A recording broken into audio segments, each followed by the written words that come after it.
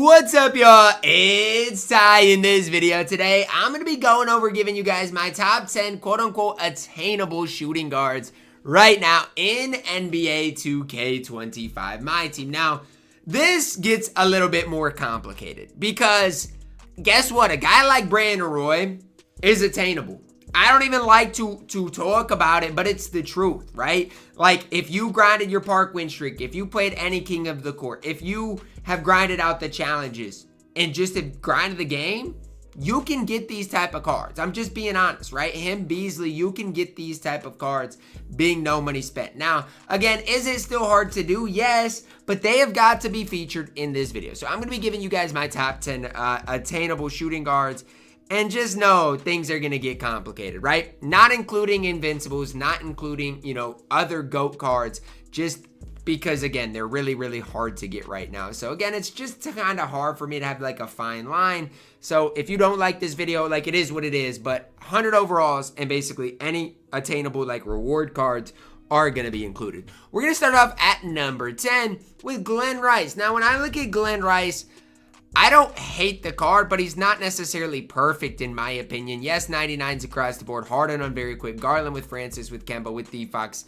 The one reason I say the card's not perfect, and maybe this is just me, but where is the Pro 2 leaner on the card? Where is the Pro 2 leaner on Glenn Rice? Also, Billy Cunningham did not make the list. Maybe that's me, but I mean, again, he doesn't have Pro 2. His dribble sigs aren't that good. He's fine, but he didn't make the list. Glenn Rice is for sure better than him. Has good height, has a good frame, has a good catch and shoot release. And again, maybe I'm just being too negative on the card, but no Pro 2 leaner, I think, makes the card just not necessarily perfect in my opinion. And so that's where I'm at with Glenn Rice. I think the card is deserving of being a top 10 shooting guard. He's in here at number 10. At my number 9, we are plugging in Shawn Marion. Now, Shawn Marion does some things that Glenn doesn't, but Glenn does some things that Shawn Marion doesn't. 6'7", obviously really good frame. Strother on very quick, has that Pro 2 leaner, has Garland with Garland. That Garland size up, I actually don't mind, right? Obviously, it's not Francis, but it is solid enough. Does come with the Kemba escape, has, again, the Pro 2 leaner. The negative part about Shawn Marion, to me, is he does not have the Defox moving crossover. So, Marion compared to Glenn Rice, I think, really comes down to, would you rather have Defox or would you rather have that Pro 2 leaner? Because the rest of the card, it's not the exact same, but they are eerily similar. So I think it really does come down to that. To me, I really value Pro 2 at this stage. I think with Glenn Rice, the fact that he can't go left and shoot a leaner hurts the card a ton. But obviously, again, it is all preference-based. To me, I like Shawn Marion just slightly more. Maybe it's because he's a newer card. Maybe it's because I'm biased. I don't know. But I give the slight edge to Shawn Marion. At my number 8, I'm plugging in Paul George.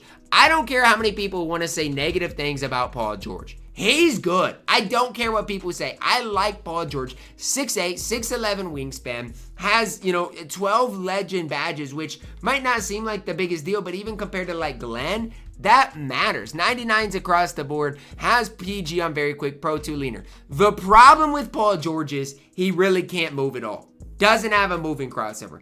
Can't, dribble with, with the best of them. No good size ups. Like, that's the problem with Paul George is movement-wise, he just is not what he needs to be. And so, I mean, if you have Paul George higher, I can't hate on it. But if you're any sort of a dribble head, you're going to be disappointed in Paul George, right? It really is that simple, that easy to understand. I wish I could be higher on Paul George, but the card literally cannot move at all. So even a moving crossover would save this card a little bit. The fact that he doesn't have that is crazy. I like Paul George, but there's a limit to how high I can be on him coming in here at number 8. At my number 7 here, we're going to plug in the other Glenn Robinson, who I do like more than Glenn Rice. Now, it does come at what cost, right? Because there is a cost with it. Moving crossover the Kobe, right? No Defox moving crossover for the card, whereas with Glenn, he's got it. But with this Glenn, you do have Pro 2. You have Matt Ryan on very quick, which is incredible. Garland dribble style only has that Rafer size up, which is just crazy at this stage. I think it's tough, but I really do like the release of Glenn Robinson a ton. Matt Ryan on very quick, I think, is elite. I think the people that have this card really do like that release. I just wish he either had a size up or moving crossover. If he had one of those two things, I think I'd be higher on him. But at 6'7", it's really tough to be super high on him without those couple of things. And so, yeah, you guys might be like, Ty, you're just being too negative on the card. And honestly, I get your opinion and I'm not going to disagree with it. But I think at number 7 is our perfect spot for Glenn. At my number 6, Ceddy Maxwell. I've never used Richard Jefferson, so you guys could have him somewhere in here as well. I owe Cedric an apology. I said it when he came out, I didn't love the card, but as times went on, I really do like him. Has Pro 2, has the Fox, has Francis, has a good release. No, his release isn't going to be as good as, you know, like a Glenn Rice's probably, but it is good enough to get you by. He's 6'8", nearly max defense. I owe this card a big time apology because when he came out, I told people I wasn't that high on Cedric Maxwell, and I should have been. Again, 6'8", good frame, good size, good dribble style, good escape, good moving crossover, just does it all. At 6'8", Cedric Maxwell is a beast. At my number 5, we're plugging in 100 overall Tracy McGrady. Now, obviously, Invincible T-Mac is going to be the better card, but 100 overall T-Mac is insanely good as well. I said it when I first used T-Mac and did a gameplay of him. The card was insanely good, like really just insane on this game. 6'8", 7'2" wingspan, T-Mac on very quick. Steph Leaner is just so troll, right? He has Garland, he has Francis, no moving crossover, but that Steph Leaner is troll. So why do I like T-Mac so much? His catch and shoot release is so good, and it's so hard to get a contest on. That's really why T-Mac is so special. He doesn't dribble the ball as well as Cedric Maxwell. He's not going to, you know, blow you away with a lot of the things he does. But I'm telling you right now, that catch and shoot release is something special for Tracy McGrady. It's why he's in here at my number 5. At my number 4, I'm plugging in Larry Bird. Now, I will say this. I'm biased for Larry Bird because I've used the card for the last little while. 6'9", 7'1" wingspan. Defensively, he's going to be off the charts good.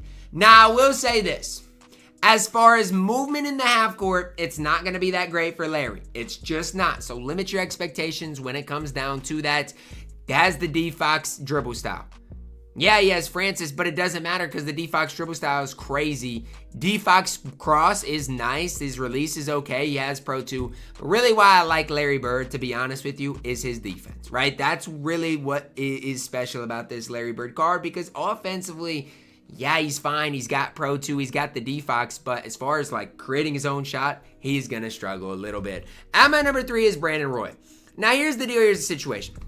I'm not going to get any of these event cards for a couple of reasons. The main reason is I just didn't grind the event a ton. Like, honestly, you can grind the event and not even spend, like, yeah, you have to grind it, right? But it's not an outrageous amount. Like, I'm going to be honest, you can get, like, if you played King of the Court and you played on Sunday for the challenges and now you just want to grind it, like, you can get Brandon Roy within 24 hours of grinding the game. Now, yes, is that a lot for sure, but I'm just saying, like, it is definitely attainable. In 1 week, to play that much is definitely attainable. What B-Roy gives you, 6'6", Jarrett Culver on very quick, Pro 2 leaner, Garland with Francis, like the D-Book moving crossover is not my favorite, but the big thing for me is he has that point guard eligibility.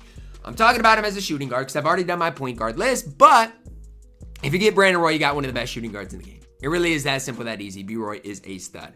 The problem is level 40 Julius Erving is just better, right? Like, he is just a better card. And it doesn't matter what Julius Erving you're looking at. 6'7", 6'11 frame. Steph on very quick with the Sexton upper. Has the Garland dribble style. Comes with Francis size up. Like, I don't know what negative things really there is to say here. Steph escape is fantastic. D-Fox moving crossover. He's 6'7", great frame, great versatility. Dr. J is that man on this game. Dr. J is really the reason I don't really see that many pros of grinding this event. Like, I guess your shooting guards right now could be Dr. J in my number 1, and I'd be perfectly fine and content with that. But, like, if he's in the game, I just don't see a reason to grind a ton for, you know, the other guys. And maybe I'm wrong for that, but that's just kind of where I'm at because Dr. J is so good on this game.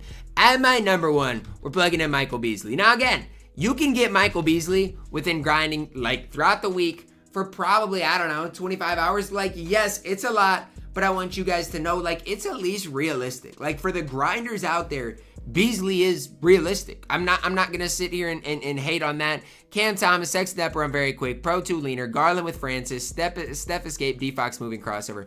This card is a nightmare to play against. I'm just telling you, if you play against Michael Beasley, good luck. Good luck.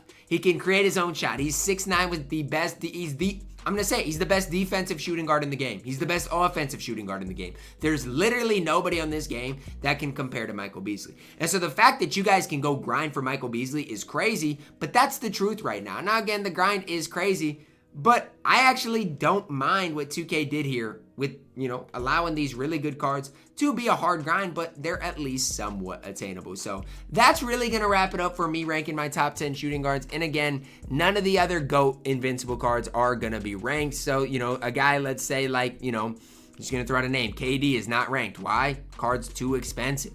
And so if I rank them, obviously, again, it would get kind of crazy here. But these are my top 10 attainable shooting guards in the game right now. That's going to wrap it up. Drop a like on the video, guys. Subscribe if you are new. And as always, man, I love you guys. Have a blessed day.